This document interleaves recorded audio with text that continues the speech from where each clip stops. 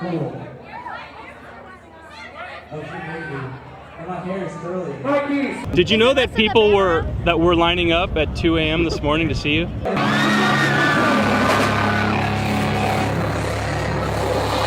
I just want to give everyone a little insight as to what it looked like when I drove up here. The line is around the building and down at least 3 blocks. I have never seen Ace of Spades this packed, so I am extremely excited for tonight.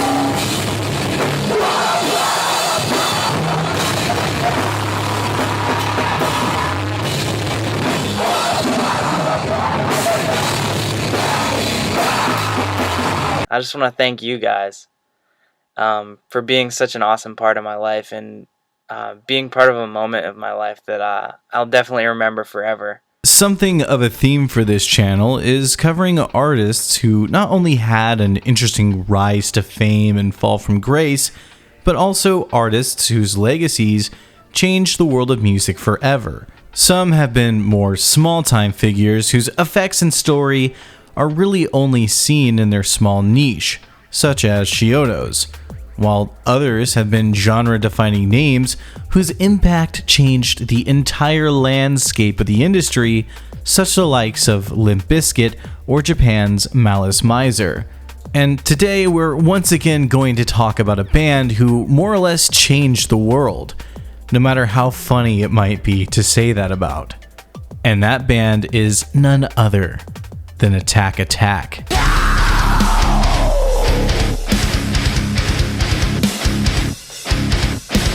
Yeah, I know. It's a bit hilarious to think that these babyface scene kids were responsible for not only defining an entirely new era of music in the late 2000s, but also had a domino effect that shattered and rebirthed the entire Warped Tour scene and greater metalcore scene across the world, with their influence even still being heard today. It's honestly pretty hard to imagine the world of music and what it would be like without Attack Attack, and despite how ultimately short-lived their tenure as a band was, especially with how turbulent the entire ride was, the number of trends and staples that could be traced back to their debut Someday Came Suddenly is staggering. And that's without even mentioning or taking into account the numerous projects that the band's former members have started and went on to produce their own unique legacies and innovations to the genres that they stepped into. A true powerhouse of musical innovation and industry staying power, all from a ragtag group of Ohio teens who looked like this. Yeah, it's wild, but hey, what did you expect? If telling these stories over the past few years has taught me anything, it's that it's almost always the least likely groups who end up sitting at the top of the mountain. So let's not beat around the bush or waste any more time, and let's jump into the infamous rise and fall of Attack Attack.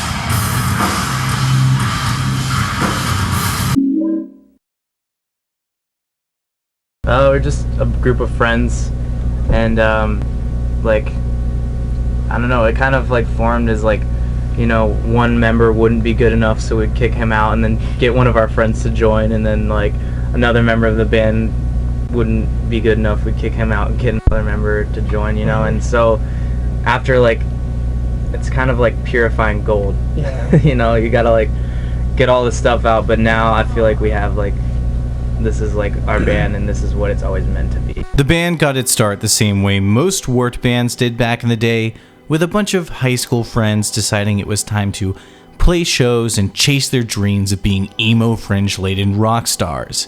The band's original name in 2006 was Ambience and would consist of Andrew Wetzel, Nick White, Johnny Frank, Andrew Whiting, and a young, dumb, and full of cum Austin Carlisle. At least that's the story if you go off of Wikipedia. I actually had the privilege of speaking to original bassist Nick White, and from my conversations with him, the band's origins are far more convoluted than I could have ever guessed.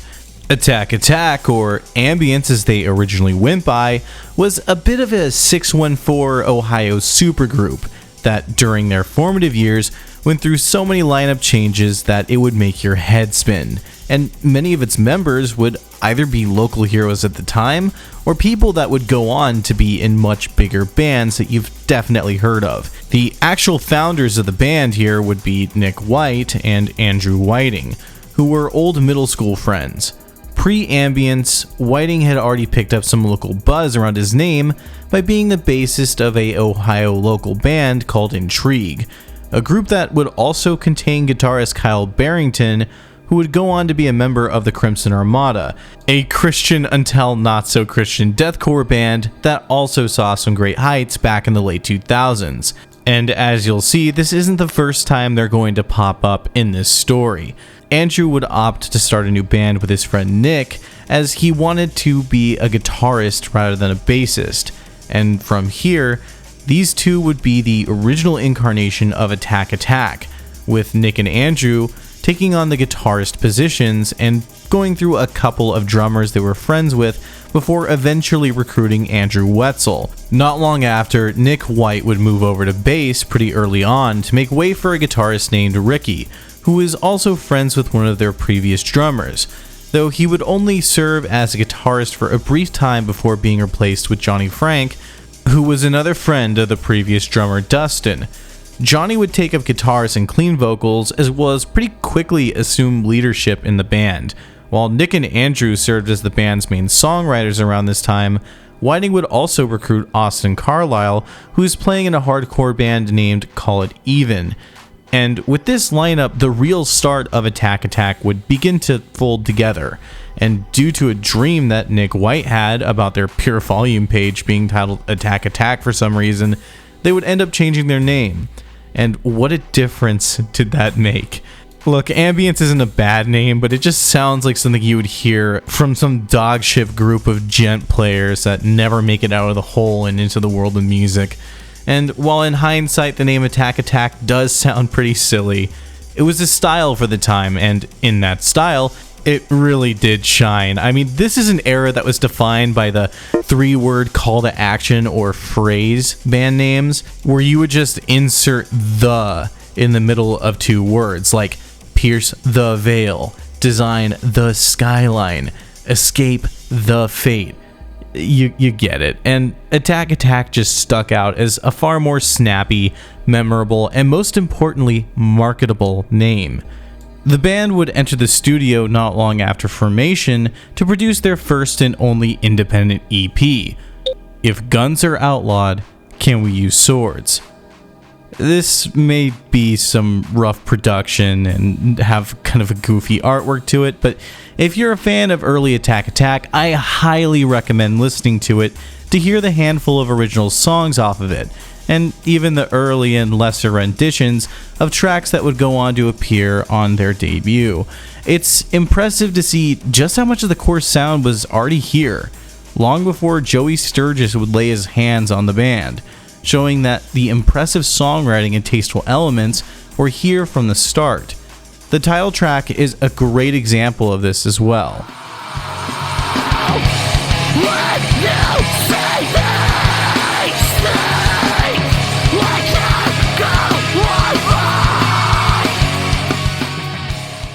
Look, I know it sounds primitive by today's standards, but for the time, it was extremely forward-thinking, streamlining many of the more obtuse portions of the at-the-time staple sound of metalcore and cutting a lot of the fat that would alienate many listeners who weren't accustomed to that sound. Another great track off this thing is Healthy Normal, where the band would show off a more traditional post-hardcore sound, and honestly, it makes me a bit sad that they never produced any more material in this style because it's pretty damn good.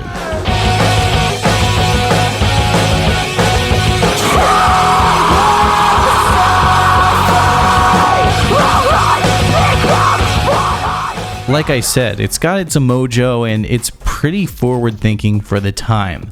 Now, the last song I really want to talk about off this EP is the closer, Poison Sumac Body Rap.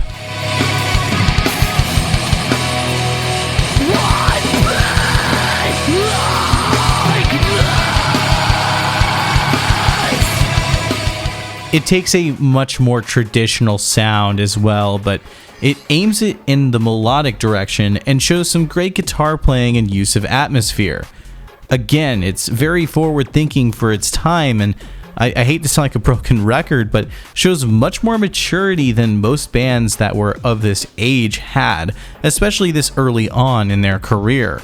And the same could be said about the majority of the EP. I mean, in all honesty, when I came to revisit this thing for this video, I was expecting to just not like it, or at least be extremely underwhelmed considering how old it was, and, well, crabcore hasn't aged the best in its entirety. It's definitely rough and a bit juvenile, but it still radiates with a lot of the creativity and charm that seems to be absent in most metalcore bands today, and especially during the crabcore wave.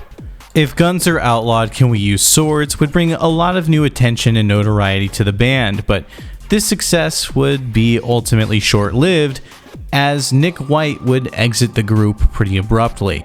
As we discussed, Nick was one of the founding members and driving forces behind Attack Attack, even being the one who ultimately chose that name.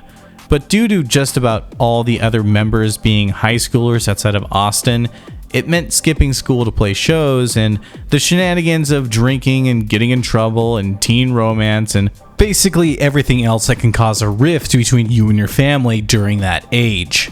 Especially so in the case of Attack Attack, as they were putting everything they could into this band, tirelessly putting effort and work into writing, aesthetics, performance, and getting it all going as quick as possible.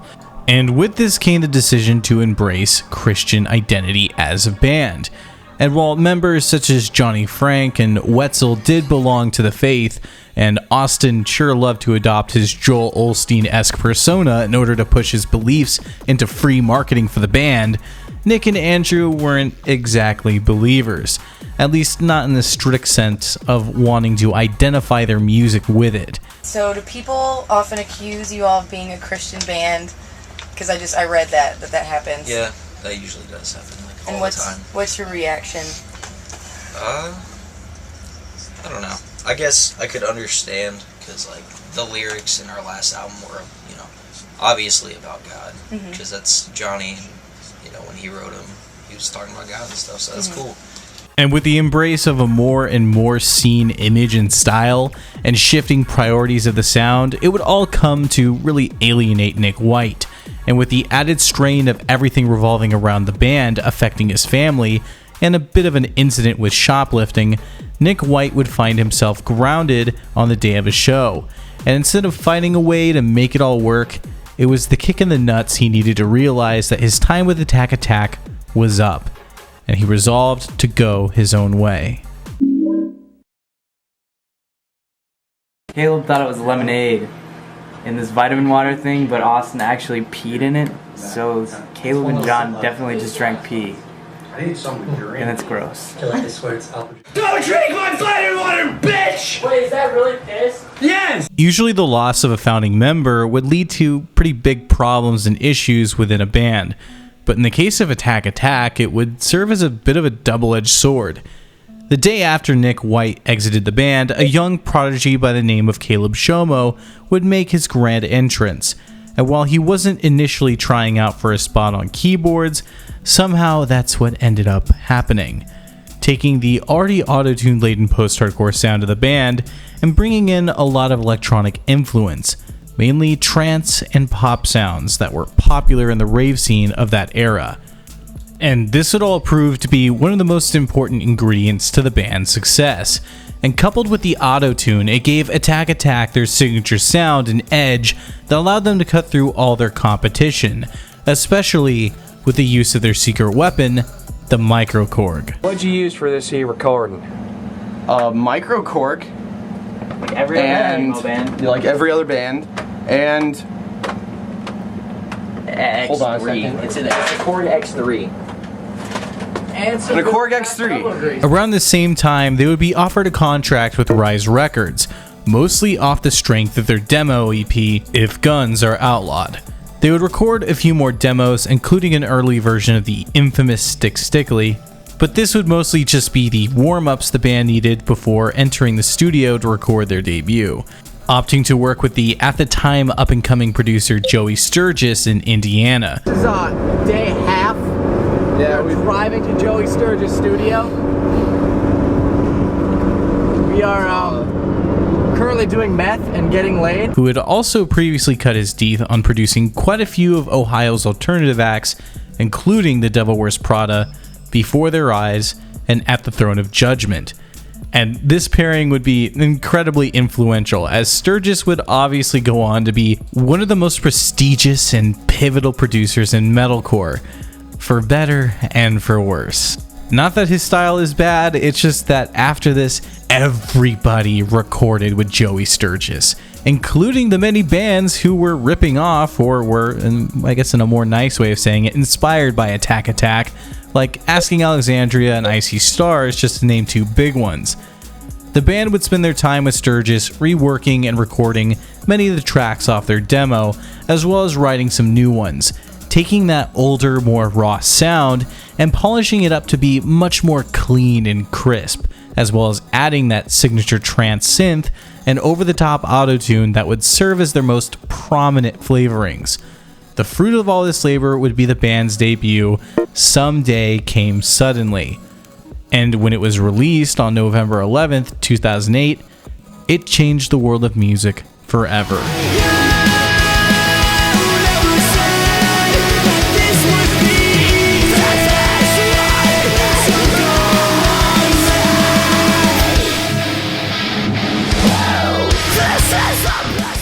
I memed pretty hard on this song in my emo songs video, but honestly, there's no way to really deny that this song had an everlasting and almost nuclear level of impact on the scene.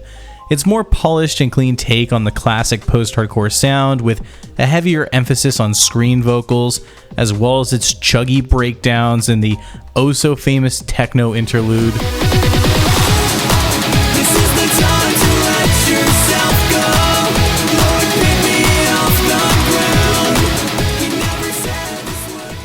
It was the defining blueprint of just about all Warped Tour metalcore bands going forward for the years to come.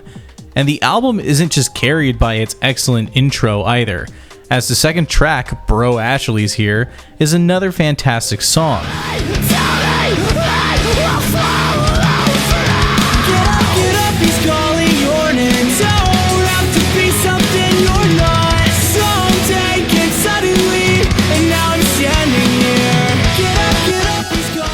And even if many of the tracks off this album perpetuated the trend of long and nonsensical titles, many of them still hold up, and the names just add to the legacy aspect of the band.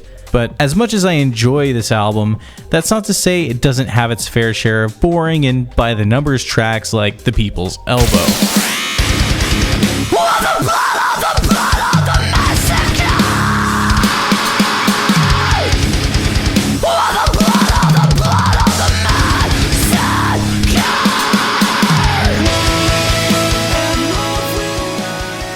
And it's not even that it's a bad song as much as it just kind of feels like a by-the-numbers Devil Wears Prada song, but cutting a lot of the technicality that made them interesting. I mean, like I said, it's not that it's bad, it just doesn't hit the same high standard as the album's more standout tracks. Though overall, the album still is a very solid and fun offering, and it holds up better than some of the other albums from this era. The record would also include many tracks like Kick and Wing Animal Doctor that show off their other big selling point.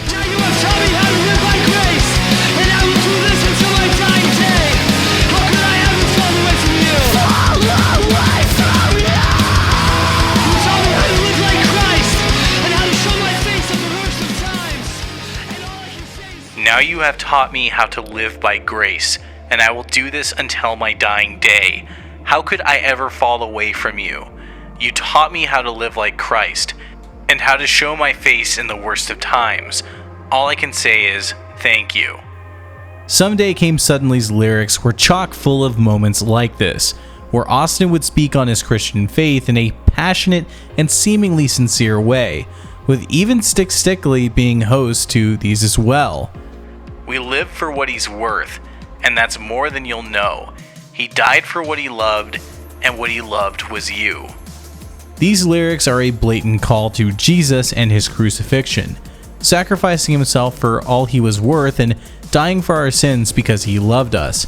And these blatantly Christian and uplifting lyrics would play a massive role in the band's success, as many of the up-and-coming bands of this era were Christian themselves, or at least trying their best to fake it.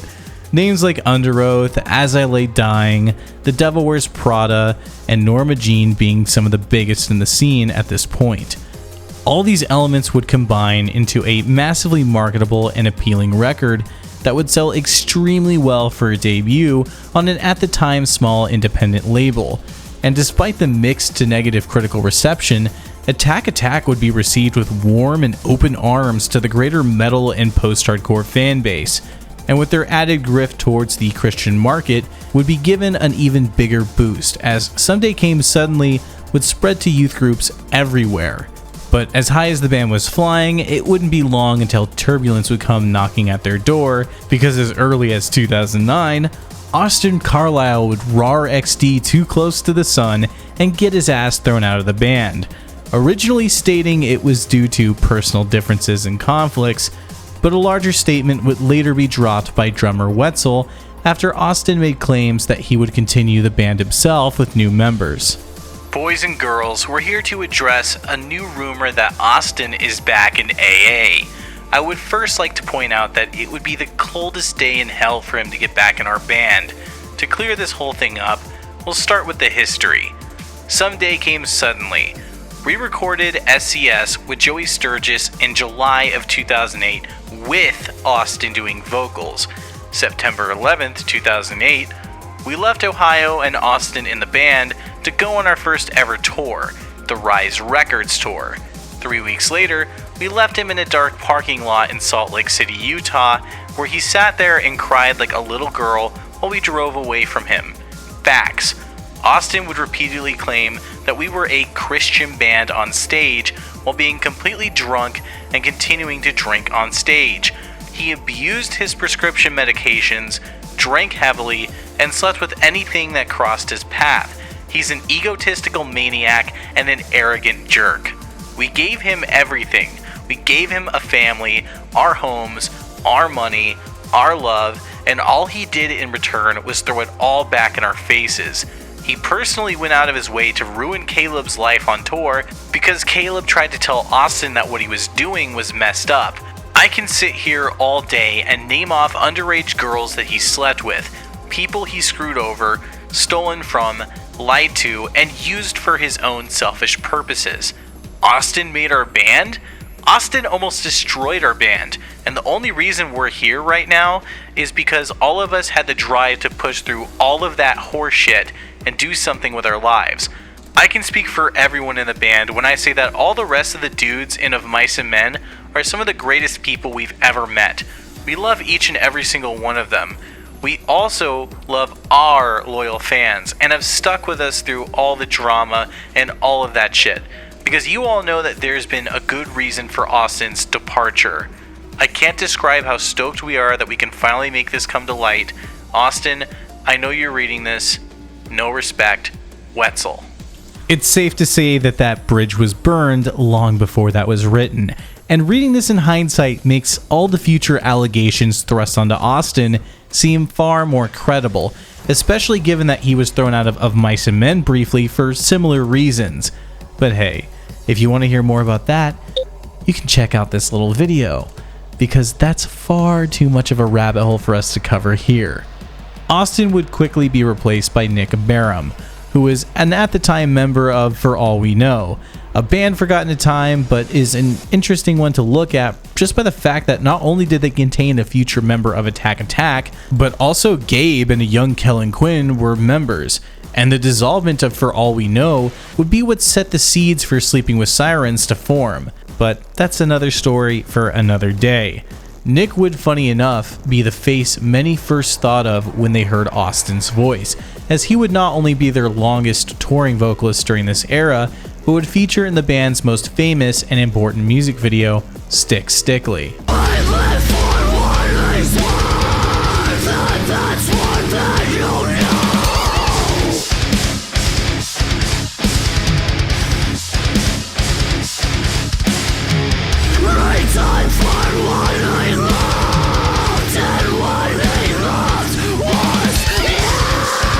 The Stick Stickly video came out in 2009 and would be the final push for the band that they needed to transform the scene forever. The V-necks, electronica breakdowns, the fucking crabcore, the pointless music video pertaining to fuck all of what the song is actually singing about. It just encapsulated everything that we would see going forward. And while it's now considered a bit of an ironic masterpiece, at the time it was scoffed at and would be torn to shreds by metal blogs everywhere, encouraging an army of trolls to continue to mock and defile Attack Attack. But they would use this to their advantage and take the mockery in stride. This attitude would lead the band to further success, and Someday Came Suddenly, despite its issues, still stands as a pinnacle of the 2000s metalcore scene.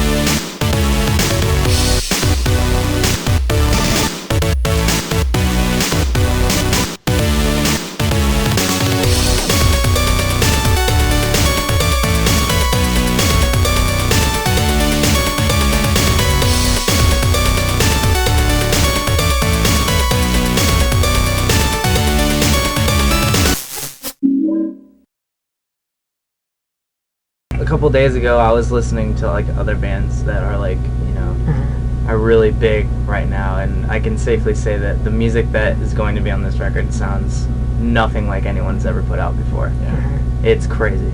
But at the same time, it's definitely still us. Yeah. Like, it's not like we just totally changed as a band with all the like member changes and all the crazy stuff that's happened since our first album was out. It's still Attack Attack. Still got the heavy stuff, still got the fun, like, dancey stuff. While Nick Barham might have served as the band's saving grace during their time of need, he was still far from what they needed to continue on their journey to the top. Because despite seemingly being a pretty nice dude, Nick's vocal chops were,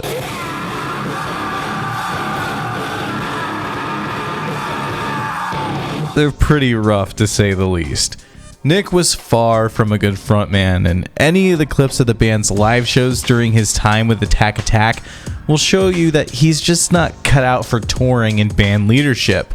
So shortly into the band's demo writing process for their sophomore record, he would be ejected as well, with only a single demo containing any vocal work he did with the band.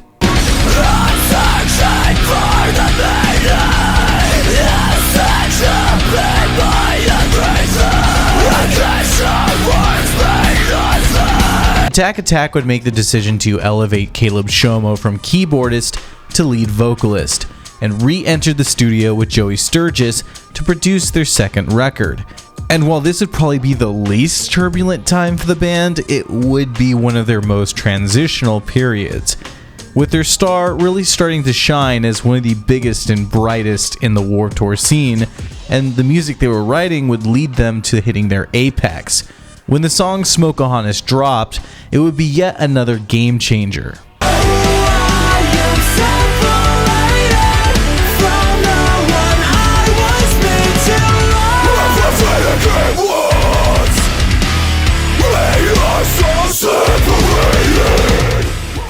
The video, while still being goofy, was far less nonsensical, and the music itself was much less all over the place.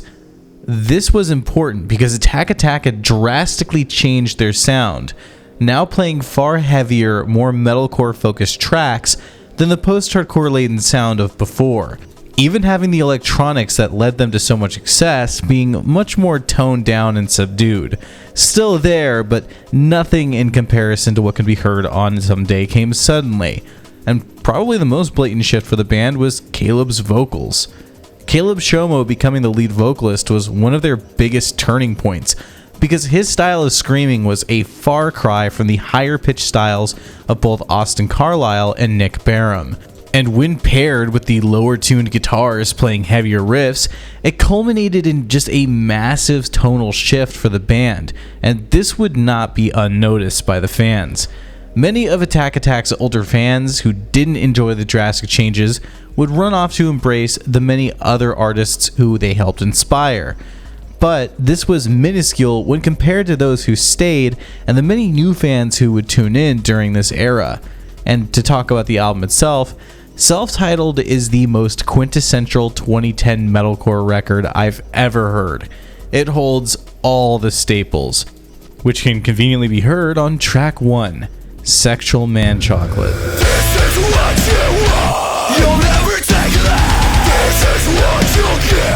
Lost separation. This is who I am. You'll never change that. As brain dead and dumb as the name is, it's the perfect opening track for the record, because it walks a tightrope between the band's previously held staple sound and the many new additions and changes listeners could expect from the rest of the record, still maintaining the auto-tune and synths that made them famous, but also bringing in the heavier elements and the lower vocals and putting them on a center stage, helping ease listeners into what's going to come next. And what does come next is Renob Nevada, a track that plays more into the metal-focused side of the band's sound, with some melodic hardcore elements even thrown in for good measure.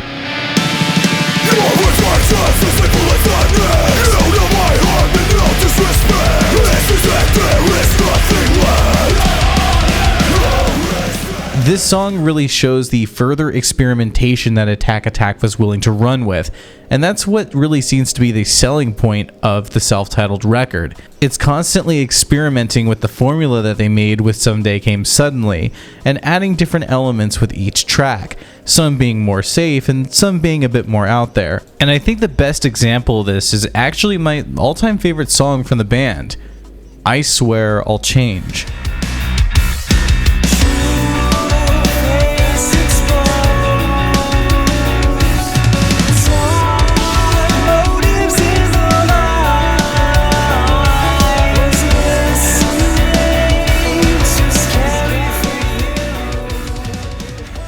This song shows a ton of maturity and growth in the band's songwriting, as well as some far more serious atmosphere from a band whose output could be very memey at times. And funny enough, this would be the direction that Johnny Frank would go with one of his future projects, but we'll get to that when we get to that. This more serious tone is almost completely contradicted with the album's next track, Shut Your Mouth.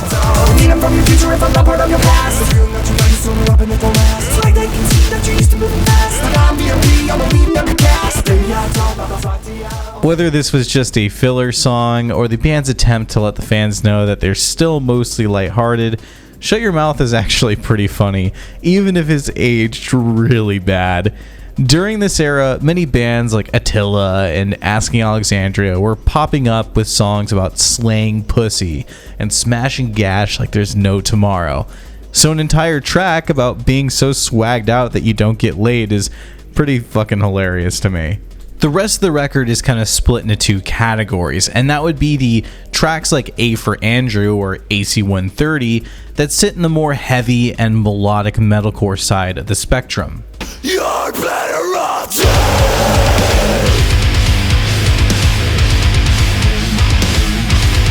You're better off dead.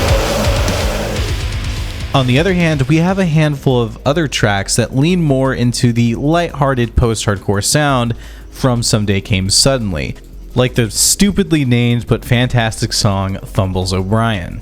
Out of all of Attack Attack's material, I think this record still holds up as their most fun and easy to listen to record today. And for anyone who's ever been a fan of this era of metalcore before, it's very well with your time. I can't see why you wouldn't have listened to it. The only real issue with this album is the title. Self-titled is boringly named, and it's a shame because that wasn't originally what it was supposed to be called. The actual title was Shazam, but DC kind of cucked the band and said that they couldn't use it due to copyright reasons, and regardless, it wouldn't end up really mattering because the self-titled would be a massive success for the band, and they would play some high-profile tours in support of it, with the changes they made bringing an even wider listener base. But just as things always seem to go, with the support cycle of every release comes the turbulence and lineup changes to boot. The band's video for Smokeahonis had a mafia theme, and because of that, it would catch the eye of San Antonio tryhards upon a burning body, who would insert a one-sided beef. We're touring one day, and we get a nice little email. I get a nice email saying, "Take a look at this." I can't say who sent it, but I was like, "Oh, it's very interesting." And right away, I knew you could see the way they're dressed, and you can see the name of their tour. This is a family, which is the absolute first lyric that I say, very close to the first lyric that I say in the beginning of our record, which is "Welcome to the family." And, right. And it has that whole theme, that mafia Godfather type thing that we're trying to do and stuff. So we see them trying to capitalize on that, and we didn't like it too much, so we said, let's give them a friendly little, hey, what the hell are you doing? You know what I mean? Though to be fair, this whole thing was mostly just harmless ribbing and upon a burning body just having some fun and stirring the pot. I mean, how can you really take this seriously? Who does that look like to you? Like us. Oh, what that the looks fuck? Like, yeah, that looks like us. Family. This is a family tour. Attack. Show you putos what's up, man.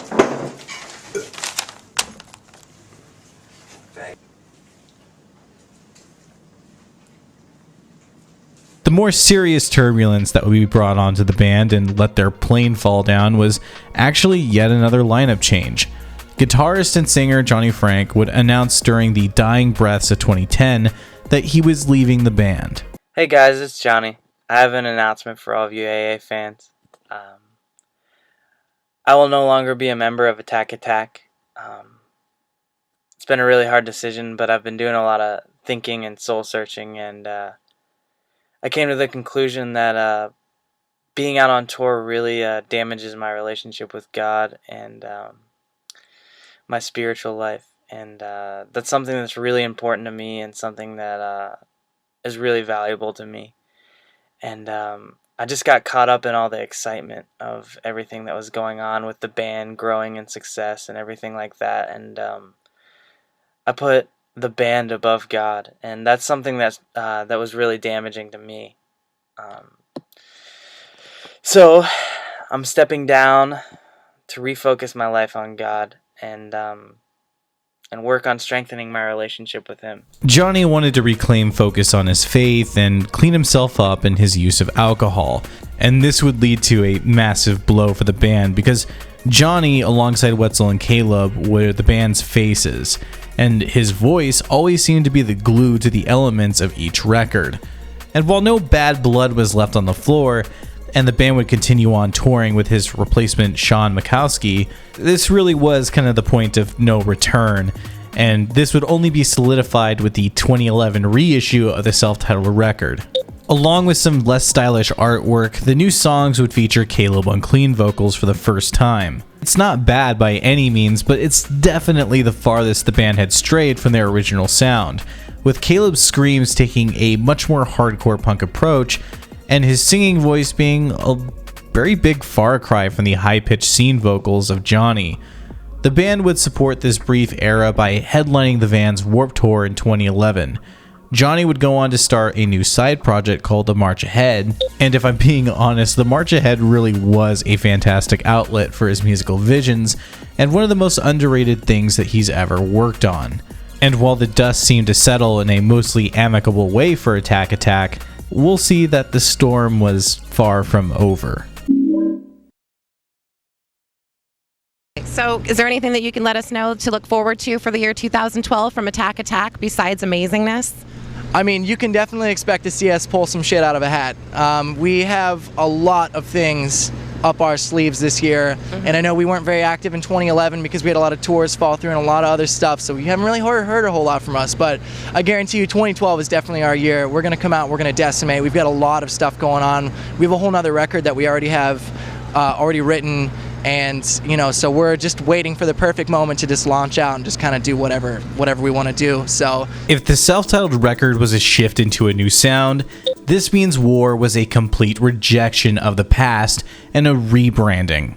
The album would be announced in the fall of 2011 and dropped in early 2012, and it seemed that after all the lineup changes and years spent being the poster children of the crabcore movement, Attack Attack was ready to just drop everything and start fresh. They would each cut their hair short and restyle themselves, eschewing the scene hair and v-necks that they popularized in favor of a far more clean-cut and almost hipster look. The important thing to note here is that the band was at its peak of relevance and popularity, sitting at the top of the metalcore scene as one of its titans. So embracing shifts like this would be a make it or break it moment for them. The album's song titles would also see a big change, with none of them having the nonsensical random names that were a staple of the past, this time being incredibly simplistic and serious. But this all pales in comparison to the sound that the band would undergo, becoming unrecognizable to the cast of emo kids we heard on Someday Came Suddenly. And honestly, there's no better time to discuss the record, since outside of what we already discussed, there isn't much to say about this era of the band till its acidic conclusion. This Means War is the most drastically different record in the band's catalog, as nearly all the scene-style warped core elements had been erased. And what we got, I think, can best be described as gent rock. I hear you tickety-tappity typing, just bear with me for a second. I know that might sound like a fucking stupid name, but here, let me just show you what the album's opening track is like.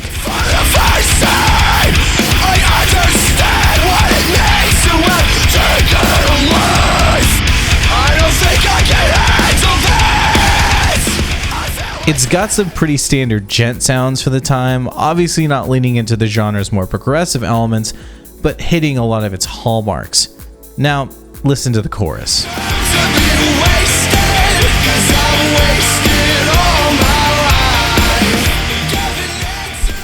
This is an arena rock anthem if I've ever heard it, designed to be played all over the radio. And while the album does have its heavier moments, like the track The Confrontation,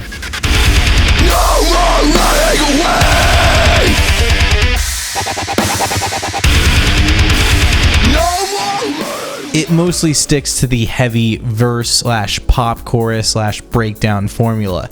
It's serviceable, but leaves the album with a samey, boring nature to it when listened to all the way through. That's not to say that they don't have moments like the lead single The Wretched that leans much more into the pop sound and in an actual good way.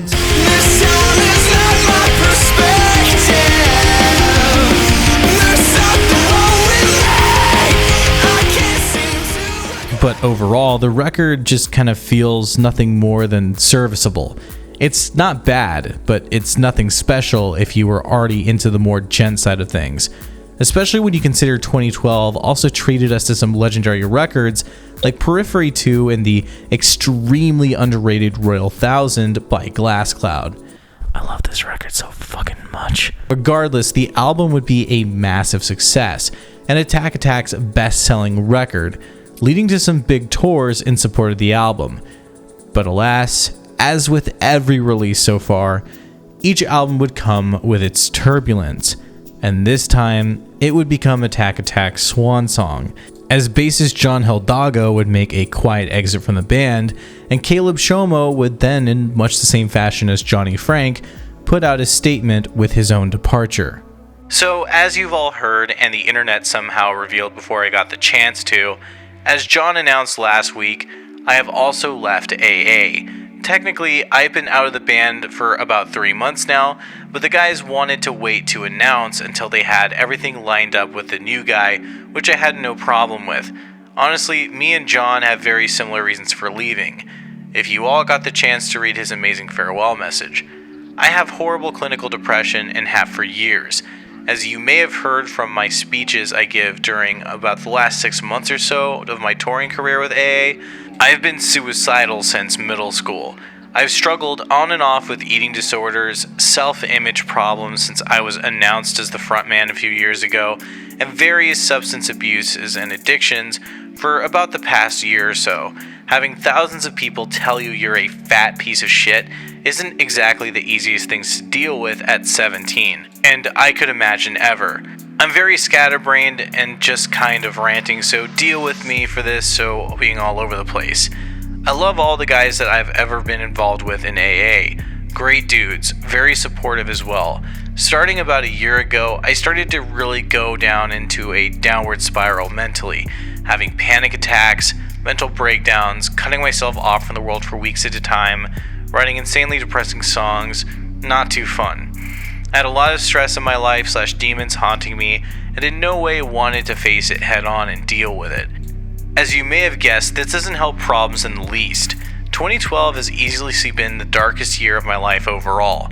It's had some of the most amazing things happen, getting my life together and the end along with getting married to my lovely life Fleur, but generally filled with a lot of pain and attempts to cope with them. I left on good terms with everyone and they're very supportive of my decision. It wasn't easy, but trust me, if you've known me for the past year, you'd be understanding as well. I'm still fully going to be making music. Honestly, I'll be probably making a lot more at this point. I'm also going to be doing more producing and songwriting, which is a massive passion of mine. Also, for those wondering, I will still be making hardcore music. I have a new band, well, not that new in reality, but new to you, called Beartooth. That is a hardcore band where I will be screaming and yelling and singing and running around on stage, generally making a fool of myself and all the good stuff I did in AA. I can't tell you how much I'll be touring or when, but I will be putting out tons of music and I definitely will be playing shows. So if you get a chance, come hang. As now I really feel about in my life, I have needed some stability and rest. This is a time for me to recoup mentally and prepare for my next chapter of life, whatever that has in store. I'm also stoked for AA. Their new singer who will be taking that role I used to play is Phil Dreyer from I Am Abomination, who is about a bajillion times more awesome singer than I am, if I do say so myself. From what I've heard while hanging out with Wetzel and Whiting, which I still do, so don't start going around making up some stupid story that we hate each other or something like that, you crazy kids. The new music is awesome, very unique, and still very much so AA. Thanks for taking the time to check this out. Awful sentence structure aside, the break was amicable, but still a devastating one for the band, as we'll get into. And just as a bonus, because I think it's a bit of fun trivia, before Beartooth, Caleb's main project that he spent months working on was an EDM project named Class. Doing a little update on Class, my electronic thing that I'm doing. Gonna go around and DJ shows and press some buttons, slide some faders, dance around, have a good time.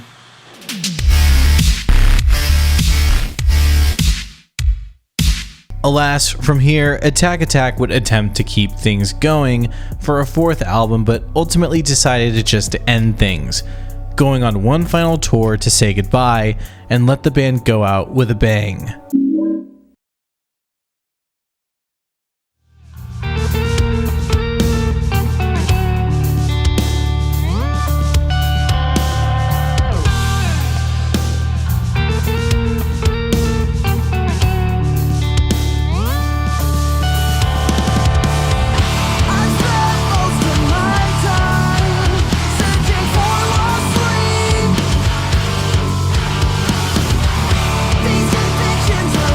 With the departure of essentially all the founding and formative members outside of the two Andrews, Wetzel and Whiting would come to the conclusion that it was time to hang up the Attack Attack name and start fresh. So with the lineup of their farewell tour, the band would re-emerge as Native. I've been wondering why I smoke until like the road is raw.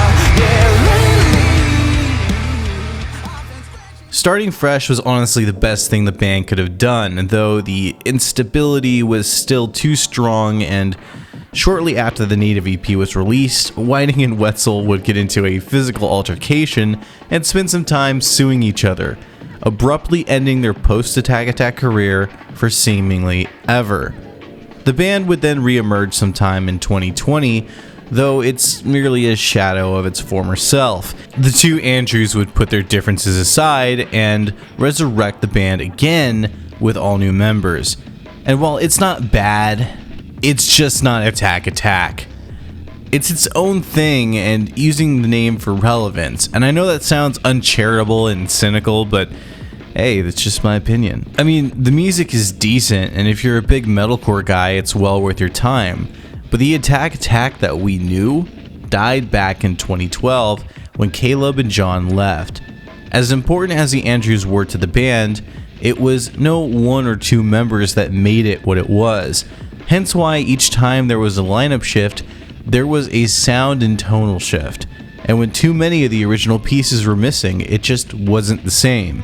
Attack Attack has lived on in other ways though, with their massive influence in both sound and style still being heard loud and clear all across the music industry, but especially still within the niche they came from.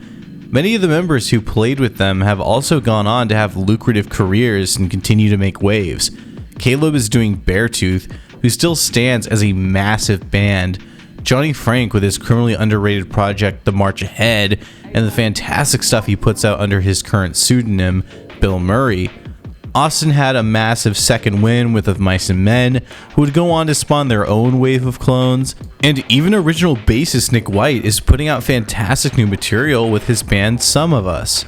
And this is all without mentioning Attack Attack's looser ties to other bands. Attack Attack might seem silly to look at in hindsight, and it's easy to hear Stick Stickly and just write them off as flukes or a flash in the pan. But the fact that so many people connected with the band have continued past their tenure just to achieve such great heights is, well, I think it speaks for itself.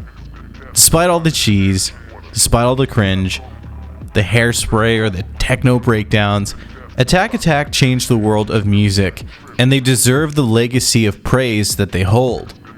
But with all that being said, subscribe, support me on Patreon, follow me on Twitter. I'll see you in the next video.